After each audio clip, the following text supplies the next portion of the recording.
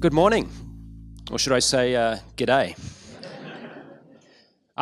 Siraj, thank you very much for the kind introduction, and I must say it's great to be part of the Jadu family.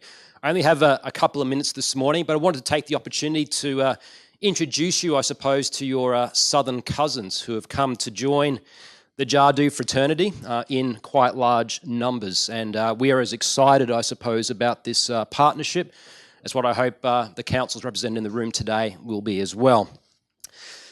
Queensland's that orange bit up in the top corner. So who's been to Australia? Quick range of hands. All right, very good. Excellent. It's a great country.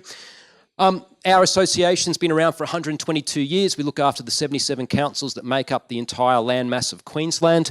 Places you might have heard of, Cairns. Who's heard of Cairns? A few people. Yep. Brisbane is our capital city. Gold Coast in the bottom there. And there's a funny name up there called Cunnamulla. And the reason Cunnamulla is up there is that's because the last council I visited before I came to the UK. And I'm pretty sure your border control was a bit confused when I wrote on the boarding card, you know, the arrival card, last point of departure, and I wrote down Cunnamulla. So to get from Cunnamulla to London, it's essentially a 4-hour drive, about 520 odd kilometres to a regional airport, then another about 1 hour, 50-minute regional flight into Brisbane, then 14 hours to Dubai, then another sort of 7 or 8 to London, and then an interminable drive up on the M4 yesterday here to Birmingham. So I've come a long way to be with you today, but it is a really important historic day, I think, for Jadu and for the Local Government Association. This here is just in the back of Cairns. This is the Barron Falls, for anyone that's been to Cairns. Just a couple of quick facts about Queensland. So 77 councils, essentially 4 million resident population. We have a large amount of responsibilities in local government. One of the things we do that you don't is sort of water and wastewater management, but we don't do health in terms of the way that you do health in your particular domain. But 95% of our responsibilities are probably very similar. This is the Outback, for those that have been there, a great place to visit as well. We have a large area, I suppose, very, very large area. In fact, our largest council is the Cook Shire, which is up the very top of Queensland. That one council's land mass is equivalent to about 80% of England. So one council has the same area as that. Our largest council by population is Brisbane City Council, which is very similar in size and budget to Birmingham, where we are today. Our smallest council is a council called Mapoon, which is up in the top of Cape York. It has a resident population of about 250 people. So a very diverse responsibility. Nearly 7,000 kilometres of beautiful coastline, a large area in terms of a landmass. This is a picture of what we call the Morning Glory. It's a very famous cloud formation that happens in the Gulf of Carpentaria, comes in only a couple times a year, world famous for gliding and things like that. We have around about 40,000 employees that work in the local government sector in Queensland. We pay around about $3 billion a year in wages. We have 245 recognised occupations, from dog catchers through to lifeguards through to crocodile wranglers. I'm not sure if you have any of those here. We employ some interesting sort of people. Can't wait till we build the crocodile management form in Jadu.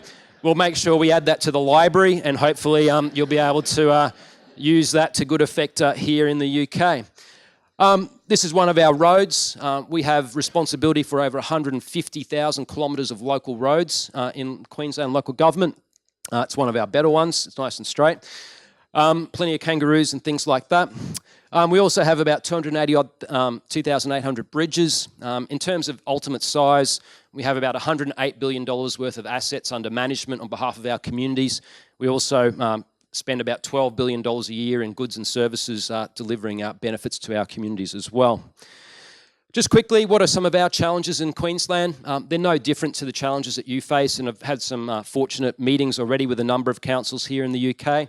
The two big things for us are financial sustainability, so productivity, efficiency, making sure we deliver the best possible outcome for the very limited funds that we have under our responsibility. And the second big domain is the perceptions that our communities hold about our performance.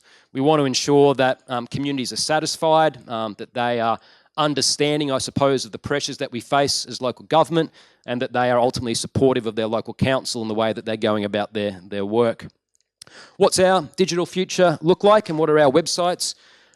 This map here on the left is basically the footprint of what our current websites for local government are, and these are the ones we're going to be moving to Jadu. So where it's pink, that's the footprint that we currently have in terms of our reach across the state. And certainly the vast majority of councils already use our web services, and as we move to Jadu, they'll all come across to that platform, and some of the ones that are in green will probably come and join the family as well. This is about creating a networked ecosystem of councils across Queensland that can share and collaborate on the Jadu platform, amplifying our ability to deliver services to our communities, as well as, I suppose, influence the amount of communication, interaction we can have with those communities as well.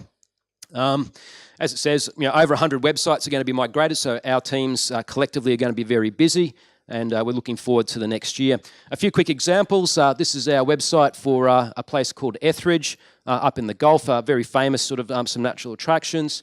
This is one of our Indigenous councils. Of our 77 local authorities, there are 17 that possess resident populations that have a majority that are Indigenous, so Aboriginal or Torres Strait and Islander communities, and they've got some very rich cultural heritage, which is great to promote.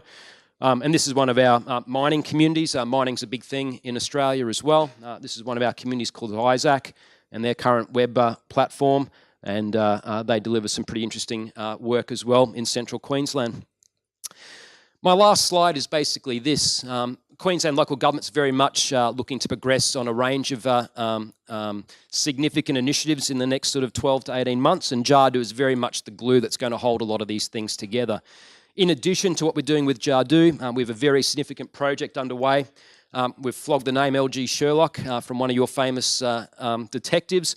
Essentially a big data project for Queensland local government, looking to unlock the potential of the information we collect about our service delivery, about our communities, trying to convert that back into deeper insights that can help make us a more efficient, more productive layer of local government. And we're also, on the right-hand side, launching as well this year in support of Jadu, a network of local government communications and digital offices across our state to make sure that they're better connected. So when we want to undertake advocacy work, when we want to help communicate to our communities, we can leverage the collective experience and professionalism of a very large cohort of communications professionals to help with that storytelling. And I think that'll be a very particular benefit as well. Thanks very much, everyone, and we look forward to joining your family, and hopefully with a very large cohort of Queensland councils joining the Jadu platform. This is a very significant and historic day for Jadu, for our association, and I am sure we'll go from strength to strength. So thank you, and I look forward to meeting with you. Thank you.